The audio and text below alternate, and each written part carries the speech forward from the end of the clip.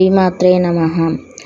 హిందూ పంచాంగం ప్రకారం ప్రతి ఏడాది ఆశ్వీజ మాసంలో శుద్ధ చవితి రోజున కూష్మాండ మాతను ఆరాధించడం జరుగుతుంది. ఈ మాతను ఆరాధించడం వల్ల సకల దీర్ఘకాలిక రోగాలు తగ్గుతాయి. అలాగే కీర్తి ప్రతిష్టలు, సంపద పెరుగుతాయి. అలాగే ఈ కూష్మాండ అవతారం అక్టోబర్ 6వ తేదీన ఆదివారం నాడు ఈ మాతను కూష్మాండ రూపంలో మనం దర్శించుకుంటాం. కూష్మాండ పురాణాల ప్రకారం కూష్మాండ దేవి మొత్తం 8 చేతులు ఉంటాయి.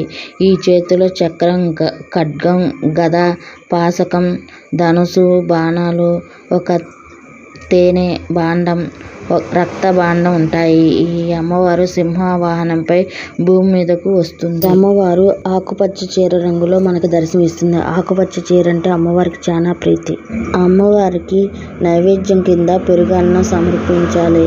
వీటితో పాటు హల్వా కూడా సమర్పిస్తే అమ్మవారి అనుగ్రహం మనకు కలుగుతుంది.